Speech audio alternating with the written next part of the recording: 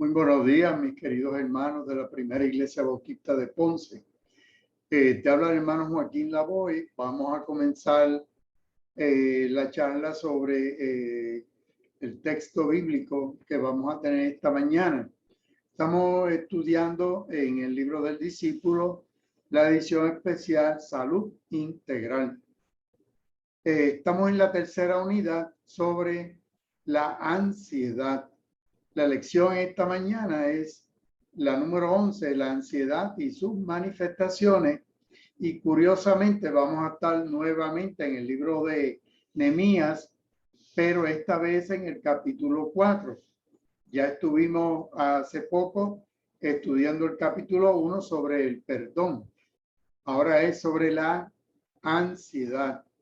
El objetivo es estudiar cómo la relación entre Nehemías, sus adversarios, nos presenta un ejemplo de cómo poder superar los inconvenientes, las oposiciones y los obstáculos para cumplir con las metas propuestas. Distinguir el liderazgo de Nehemías como uno donde se implementó el uso de unas estrategias saludables para manejar la ansiedad y enfrentar la oposición y los obstáculos.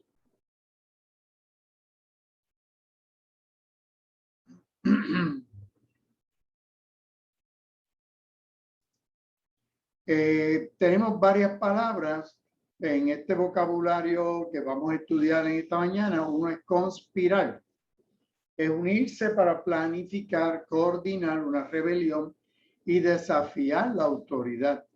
Los opositores de Nehemías y de Jerusalén se unieron para hacer daño, causar problemas, crear confusión y fomentar un ambiente de hostilidad y de lucha. Otras palabras, conspiraron. Hay dos palabras nuevas, una es alto funcionamiento o overfunctioning, es una manera en la que se manifiesta la ansiedad en el ser humano. Una manera en donde esta persona está como acelerada, donde quiere y pretende abarcarlo todo, asumir un rol acaparador, un rol donde él solo puede hacer las cosas, él o ella puede hacer las cosas, y se queja de que los demás no lo ayudan y le dejan todo el trabajo. Hay otro que es bajo funcionamiento o baja producción o underfunctioning. Es una manera de manifestar la ansiedad. Contrario al alto funcionamiento, suele haberse en las personas que actúan de brazos caídos, pretenden que los demás sean quienes asuman posturas, tomen decisiones y tomen todas las responsabilidades. Y eso suele suceder en el trabajo, en la iglesia, en la casa, etcétera. Nehemías significa el Señor es consolación o Jehová me ha consolado. ¿Y cómo consoló el Señor a Nehemías? El libro de Nehemías concluye la historia cuando los judíos exiliados se les permitió regreso a su país de la cautividad que habían estado por 70 años o más en Babilonia. Junto con el libro de Esdras, con el cual forma un solo libro en el hebreo, en el Antiguo Testamento hebreo, Nehemías y Esdras en un solo libro.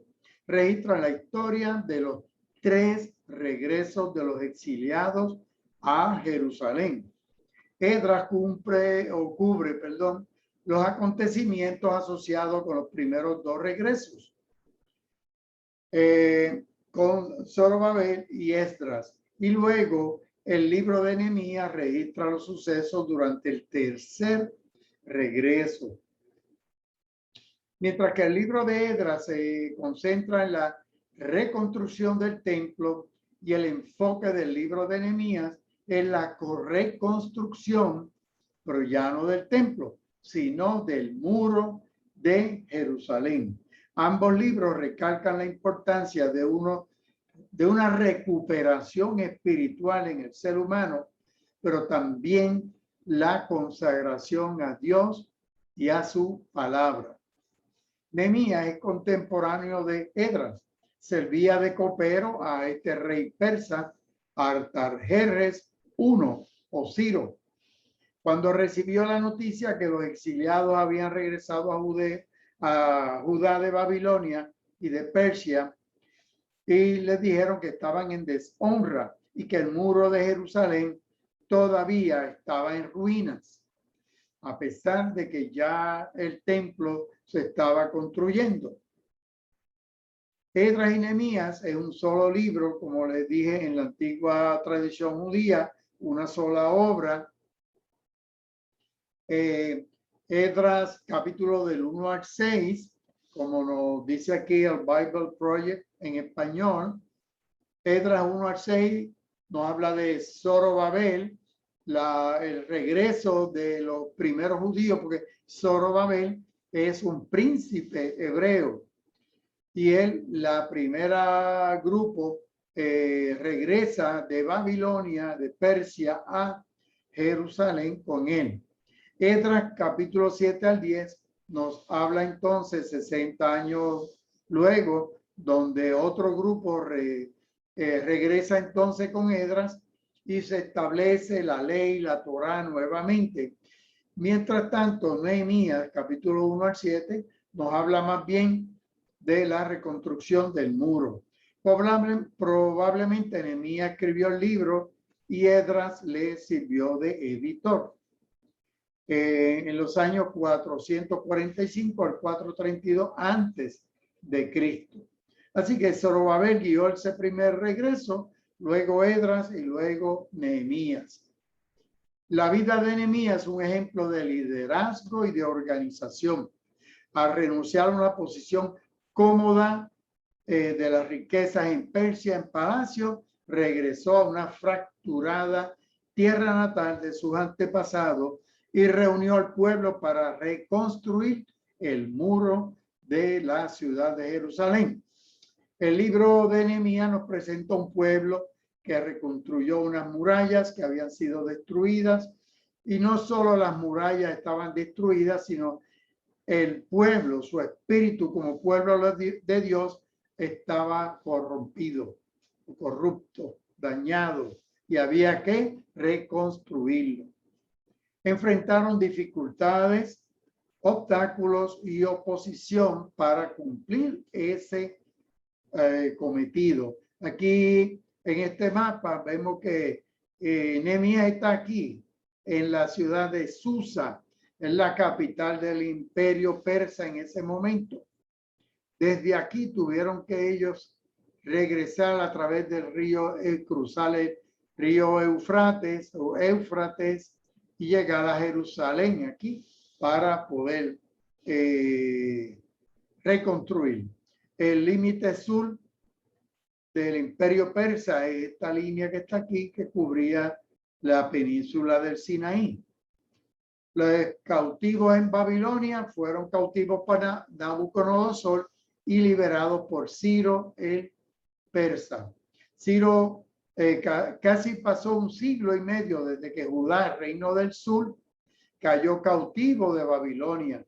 Ya el reino del norte ya había caído cautivo a los asirios. Y el pueblo de Dios dejó de ser una nación independiente. Durante ese tiempo, los medos y los persas conquistan Babilonia y todo su territorio. Ciro, el nuevo rey, permite que los cautivos regresen a Jerusalén y construyan un nuevo templo. Nehemías era copero del rey persa. Se entera de la ciudad, permanecía sin protección alguna porque las murallas estaban derribadas. Segunda de Crónicas, capítulo 36, 20, nos dice que a los que escaparon de la espada, está hablando de Nabucodonosor, los llevó cautivos a Babilonia, donde fueron siervos de él y sus hijos hasta que vino el rey Ciro de los persas. Y dice que en el primer año de Ciro, rey de los persas, para que se cumpliese la profecía, palabra de Jehová, dada por boca de el profeta Jeremías, Jehová despertó el espíritu de Ciro, rey de los persas, el cual hizo pregonar palabra y también por escrito un decreto. Así que Dios, el Espíritu Santo, trabajó en este rey persa y le dio esa inquietud de que él tenía, y esto han transcurrido los 70 años que profetizó el profeta Jeremías de que el pueblo de Israel iba a estar esclavo en Babilonia. Dice el decreto, así dice Ciro, rey de los persas, Jehová, el Dios de los cielos. Fíjate como un rey pagano reconoce que Jehová es el Dios de los cielos. Me ha dado todos los reinos de la tierra, tiene la autoridad y me ha mandado que le edifique casa en Jerusalén que está en Judá. O sea, más claro no puede estar. El Espíritu Santo le dio la inquietud a este rey de que tenía que construir el templo de Jerusalén, reconstruirlo. Y entonces Ciro dice, quien de vosotros pertenezca a ese pueblo, que sea Jehová su Dios con él y suba allá, o sea, a Jerusalén. El libro de Esdras, capítulo 1, verso 1, dice lo mismo, que en el primer año Ciro, rey de Persia, para que se cumpliese la palabra de Jeremías, de Jehová, anunciada por boca de Jeremías, despertó Jehová el espíritu en Ciro. Así que Dios pone palabras, Dios pone inquietudes en los reyes de la tierra, porque Él es soberano, no importa. Así que hay que orar por nuestros gobernantes, por nuestros príncipes, nuestros presidentes, para que el Dios de los cielos obre en ellos, el cual hizo pregonar de palabra y también por escrito en todo el reino este decreto. Así ha dicho Ciro, rey de Persia, que el Dios de los cielos me ha dado todos los reinos de la tierra. Reconoce que la autoridad viene de Dios y me ha mandado específicamente que le edifique casa en Jerusalén, que está en territorio de Judá.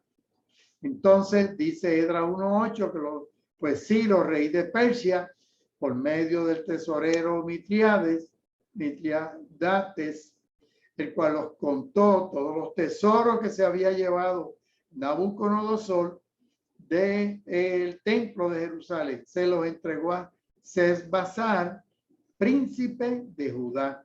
Sesbazar es el nombre que le habían puesto en Babilonia a Zorobabel.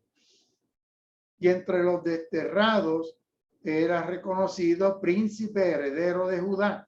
Por lo tanto, descendiente de David. De esta forma, la casa de David se volvía a restablecer para que naciera un descendiente que es el Cristo el Señor de la casa de David a través de este otro príncipe, Zorobabel o Sesbazar. Dice que él nació en Babilonia, se llama así por el nombre de la familia, que quiere decir extranjero en Babilonia. Zorobabel de Babilonia, extranjero en Babilonia. Sesbazar es adorador del sol. Era el nombre que le habían puesto en la corte, igual que a Daniel y sus amigos que le pusieron nombres babilónicos. La primera grupo fue el de Zorobabel y 80 años más tarde Esdras y luego Nehemías 13 años más tarde. Así que son los tres grupos que parten desde Babilonia, de Persia, hacia Judá. La casa de Dios es el templo, el tema principal en el libro de Esdras, y el muro de Jerusalén es el tema principal en el libro de Nehemías. Dice Nehemías capítulo 1, verso 1, que palabras de Nehemías, hijo de Hacalías, en el mes de noviembre a diciembre, que es Kislev, del año 20, yo me encontraba en Susa. Recuerden que Susa, capital del imperio persa. Palabra de Nehemías, hijo de Jacalías. En este mes me encontraba yo en Susa, que era la ciudad capital del reino. Ya se la mostré aquí anteriormente, en esta área casi, llegando al Golfo Pérsico aquí. El Golfo Pérsico en esta área. Ya Babilonia, aquí está el imperio babilónico, pero los persas se quedaron con toda esta. Cuando llegan Nehemías a Jerusalén, en una noche hizo una evaluación, un inventario de los muros, que no vamos a leerlo ahora, ya lo habíamos estudiado, que estuvo toda la noche dando la vuelta a los muros y apuntando, haciendo una evaluación. Así igual tenemos que hacer nosotros de nuestros muros, evaluar dónde hay brechas, dónde hay rajaduras, dónde hay roturas. Nehemías 2:17 dice, les dije pues, vosotros veis la difícil situación que estamos. Jerusalén está en ruina, las puertas consumidas por el fuego. Venid y reconstruyamos el muro para que ya no seamos objeto de deshonra. Porque los pueblos cercanos, especialmente los samaritanos que estaban en el norte, que era lo que quedaba del reino de Israel, de las 10 tribus, se burlaban de ellos, porque era una ciudad derribada sin muros. Entonces les declaré cómo la mano de Dios había sido buena conmigo y las palabras que el rey me había dicho. Y ellos respondieron, levantémonos e edifiquemos. Y así esforzaron sus manos para bien. La ansiedad que tenía esta gente, este pueblo, mira cómo poniéndose en las manos de Dios cuando estamos ansiosos, viene palabra del Señor y ahí nos da fuerza, nos da ánimo. El libro de Esdras habla de esta reconstrucción del templo, ¿verdad? Nehemías habla de esta reconstrucción del muro, pero ambos libros recalcan la importancia de esa recuperación espiritual y la consagración a Dios y a su palabra. Oposición a la obra. En la segunda unidad habíamos hablado del perdón y estudiábamos el primer capítulo del libro de Nehemías y vimos cómo pedir perdón por nuestros pecados a nivel individual y colectivo es importante y necesario. Pero en la lección de hoy regresamos a estudiar el libro de Nehemías, pero desde una perspectiva de cómo la ansiedad se puede manifestar en un individuo y su comunidad. Cómo Nehemías manejó la ansiedad y cómo Sanballat y Tobías manejaron su ansiedad. Nehemías capítulo 4, verso del 1 al 9 dice, el capítulo 4 narra las precauciones que Nehemías y el pueblo tuvieron que adoptar para enfrentar a los enemigos.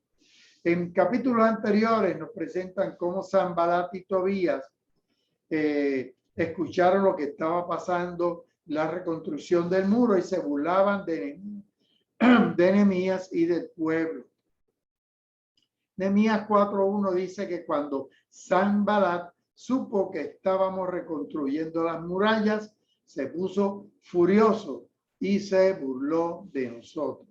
La ansiedad de Sanballat la tradujo en coraje, en burla, se convirtió en un bullying en este momento, haciéndole burla a los hebreos. Cuando yo Sanballat, el libro de Nehemías nos presenta varias veces a este Sanballat y estas Tobías, los Sanballat y los Tobías de la vida que nos encontramos todos los días. Son personas atentas y pendientes a lo que nosotros hacemos. ¿Para qué? Para entorpecer. Esta gente querían entorpecer a Nehemías y el pueblo. Cada vez que aparece en la historia están husmeando qué está aconteciendo para burlarse e impedir la obra. Ahí lo tenemos en Nehemías capítulo 2, verso 10, 19 y ahora en el 4. Hay personas que constantemente están pendientes, alerta a los planes de los demás para identificar faltas y sembrar el desánimo. Ese fue el rol de Sanbalat, quien a lo largo de la historia se obsesionó con burlarse e impedir la terminación de la reconstrucción. Estas son las personas que quieren evitar que tú y que yo reconstruyamos nuestros muros y se burlan y nos impiden, buscan la forma de hacer que entremos en desánimo. Luego fue a hablar con sus compañeros y con el ejército de Samaria. Este es Sanbalat. El ejército de Samaria es de lo que quedaba en el norte de las 10 tribus, luego de la invasión de Asiria. Y les dijo, ¿y estos pobres judíos qué creen que están haciendo? ¿Vamos a permitirle que vuelvan a ofrecer sus sacrificios? ¿Acaso creen que acabarán de reconstruir en un día? ¿Que van a recoger la ceniza de las piedras que fueron reducidas a polvo? Así que es una serie de burlas entre los compañeros de él, entre la gente, las tribus del norte, lo que quedaba en Samaria, porque esta gente adoraba en el norte. Habían levantado, recuerden que había levantado Jeroboam, había levantado templos en el norte, y los becerros, ¿se acuerdan de los becerros que hablábamos la semana pasada? Pues ellos no querían que Jerusalén se volviera a reconstruir para ofrecer holocaustos a Yahvé, al Dios de los cielos. Sanbalat se dirigió al pueblo para hacerle burla o un circo mediático. Con una pequeña chispa de ira, si no se detiene, se puede incendiar una ciudad. Insinuó que el pueblo era débil, que el pueblo hebreo era débil. Trató públicamente de menospreciarlos y de humillarlos. A su lado estaba Tobías, el amonita, quien decía, la muralla que está reconstruyendo con el solo peso de una zorra se vendrá abajo. Una burla, como quien dice, está tan mal construida que cualquier cosa la va a romper nuevamente. O sea, le hizo coro. Tobías le hace coro a Sanbalat. Y así son. Dios los cría, ellos se juntan, los enemigos. Y vemos cómo la ansiedad se está esparciendo. Tobías hace eco de las palabras destructivas de Sanbalat, que es el líder. Hay personas que hacen eco de las burlas de otros solo porque su líder o una persona que tiene una alta estima lo está haciendo. Repetir las acciones destructivas de otras personas no benefician a nadie. Entonces, Nehemías oró nuevamente. Dios nuestro, escucha como nos menosprecian. Haz que su menosprecio recaiga sobre ellos, que sea el botín de quien se los lleve cautivos, que se los vuelvan a llevar cautivos. Ya el norte había sido destruido por Asiria y lo que quedaba eran ciudades destruidas también. No pases por alto su maldad, ni perdone su pecado, pues se enfurecen contra nosotros al ver que estamos reconstruyendo.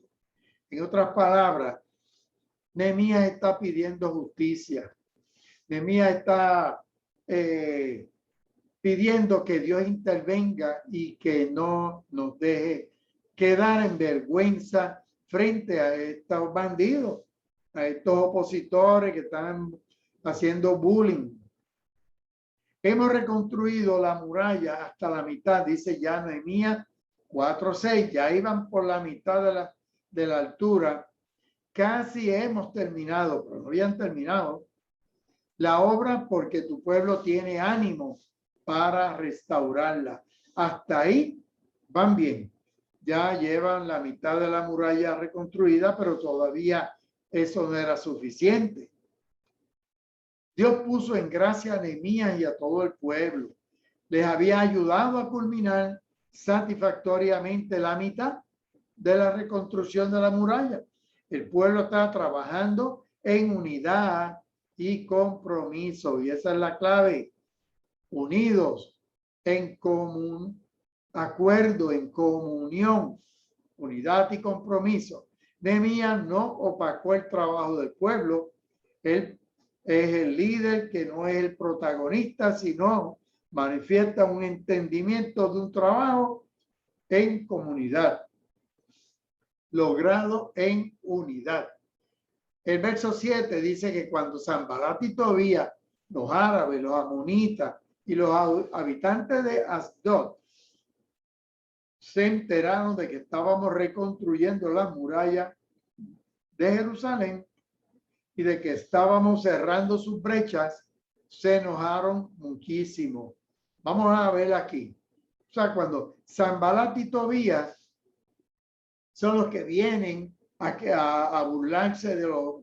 Y entonces buscan a los árabes, a los amonitas, y esta ciudad, Asdod, es una de las 5. Asdod significa fortaleza. Una de las 5 ciudades principales de los filisteos. En otras palabras, se unieron hasta con los filisteos, sus antiguos enemigos, con tal de venir y evitar que en Jerusalén se reconstruyeran las murallas. Las brechas se enojaron, fueron y buscaron enemigos hasta entre los filisteos, porque así es los enemigos se unen para venir en contra de uno. Ahora Nehemías ve que sus opositores están más furiosos que antes. Ese grupo insistía en manifestar su ira y su disgusto hacia Jerusalén y conspiraron, se unieron para planificar, coordinar una rebelión, desafiar la autoridad, y se unieron para hacer daño, causar problemas, crear confusión y fomentar un ambiente hostil y de lucha. Estas son la gente que les gusta buscar pleitos y causar problemas en donde quiera. Y se pusieron de acuerdo para atacarnos, dice el verso 8, y destruir la ciudad. Entonces vuelve la oración nuevamente. Oramos a Dios. Fíjate que él siempre, desde que estaba en Persia, Nehemías es una persona que siempre busca el rostro de Dios. Cuando está ansioso, tiene un problema, lo primero que hace es orar a Dios. Pero además de orar, también pusimos guardias de día y de noche.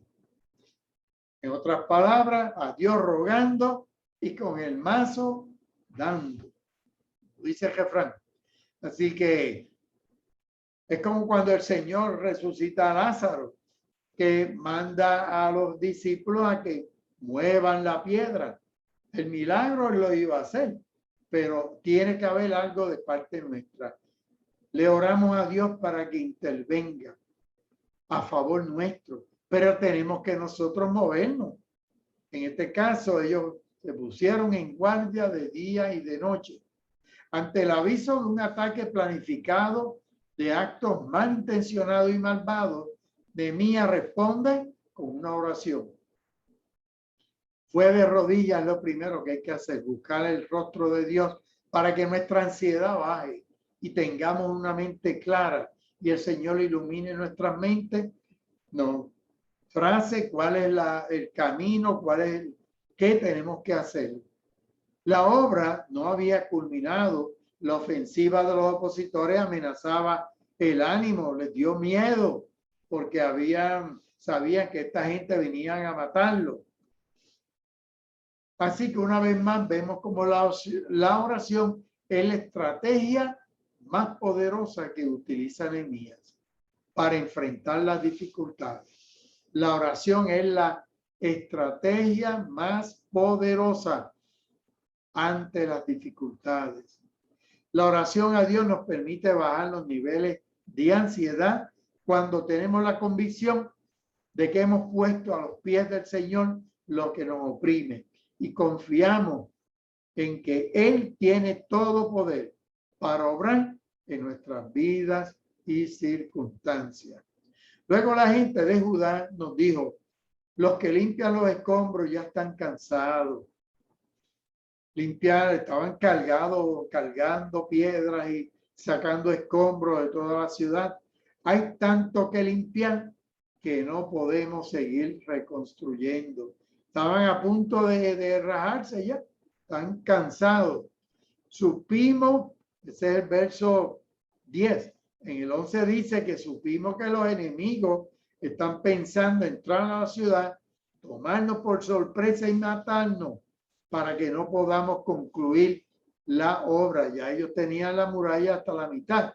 Cuando llegaban, ¿cómo se enteraron ellos? Porque venían a Jerusalén, judíos que vivían en las ciudades del norte o cerca de esas ciudades de los enemigos y nos repetían lo mismo muchas veces. No importa de dónde ustedes vengan, ellos los van a atacar. O sea que los judíos que venían del norte, de Samaria y de estas ciudades de los amonitas, etcétera, los estaban avisándole a Nehemías y su grupo. Cuídense porque los van a atacar. Entonces, armé al pueblo con espadas, lanzas, arcos. Los repartí por familia en las partes bajas de la ciudad y detrás de las murallas y en los espacios abiertos. O sea, que él oró primero a Dios, bajó la ansiedad y entonces trazó un plan de armarse y colocarse en sitios específicos. Luego me reuní con los hombres importantes, con los líderes, con los oficiales del templo. Les dije, no tengan miedo.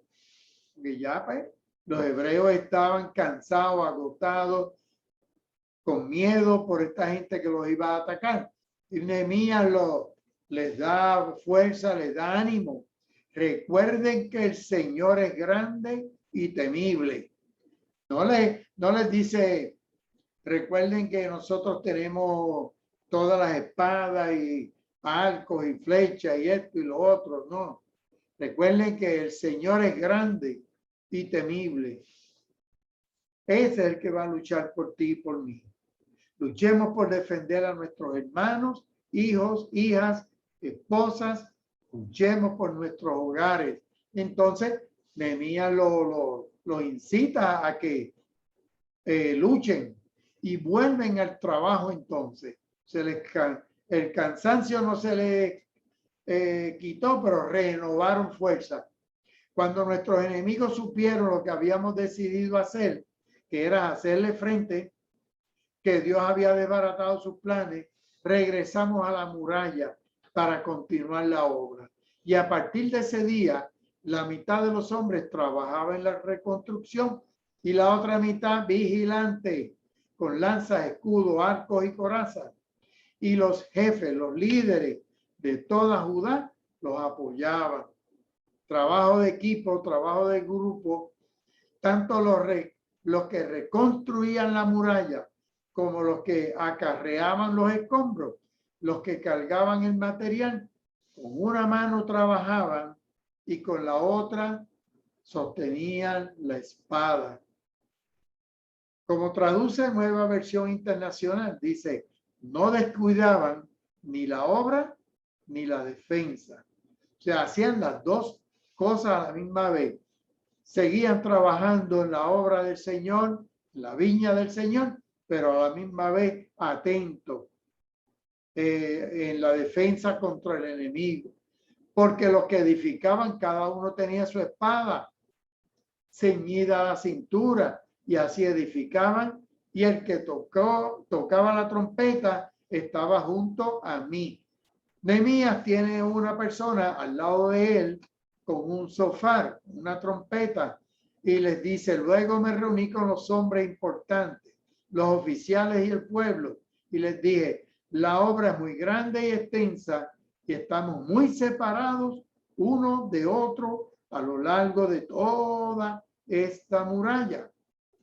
Y en el verso 20, esto es la Biblia textual, Reina Valera dice, por eso cuando oigan el toque de la trompeta, corran a reunirse con nosotros, que nuestro Dios peleará por nosotros. Biblia textual dice, cuando oigáis el sonido del shofar, la trompeta, reunidos desde allí junto a nosotros, nuestro Elohim, nuestro Dios, Elohim es Dios, peleará por nosotros. Así que hay un plan. El plan era que hay que tener un punto de reunión. Donde suene la trompeta es el punto de reunión. Por eso cuando nos reunimos en el templo, ese es el punto de reunión para nosotros. Este es un sofá. El sofá es un instrumento musical de viento que tiene un sonido similar al trombón. El sofá está fabricado con el cuerno de un animal que tiene que ser puro, limpio, kosher, como el carnero, la cabra, el antílope o la gacela. No puede ser de vaca, no puede ser de toro. Así que de esto se hace este instrumento. Mientras más largo y más curvo, se hacen un montón de sonidos. Pues donde sonara el sofá, allí era el punto de reunión. Y así, desde la salida del sol hasta que aparecían las estrellas, desde el amanecer hasta el anochecer, trabajábamos en la obra mientras la mitad de nosotros se mantenía lanza en mano. El resto del pueblo le dije, quédense todos dentro de Jerusalén, cada uno con sus criados durante la noche. Vigilen la ciudad y durante el día trabajen en la obra. En otras palabras, por la noche no podía haber ningún hebreo fuera de las murallas. Tenían que estar dentro de la ciudad para protección. Mis hermanos y mis criados y los centinelas que me seguían, trabajábamos sin descanso. Ninguno de nosotros se quitaba la ropa a no ser para bañarse. En otras palabras, esto lo que significa que estaban apercibidos todo el tiempo. No había tiempo para estar tirado ni descansando ni nada. Y de ahí vamos a Nehemías capítulo 6, verso 15, que dice que fue terminado pues el muro el 25 del mes Elula, que es agosto-septiembre, en 52 días. No nos conformemos con arrepentirnos. Tenemos que reconstruir nuestros muros. Desconocemos la historia familiar de Sanballat, de Tobías, sus seguidores. No sabemos si experimentaron algún trauma en su niñez o qué patrones de crianza recibieron. No sabemos estos detalles. Sí podemos decir que la conducta que manifestaban unos altos niveles de ansiedad, que en nuestra sociedad vemos muchos Sanballat y muchos Tobías en nuestros trabajos. Aún en la iglesia podemos encontrar los Sanballat y los Tobías, que son los bullies, los acosadores. Detrás de cada bully o agresor hay un niño herido, una niña herida, que no recibió las herramientas ni la ayuda que necesitaba para superar sus crisis. Cuando esto ocurre, no aprendemos a manejar las ansiedades ni sus detonadores.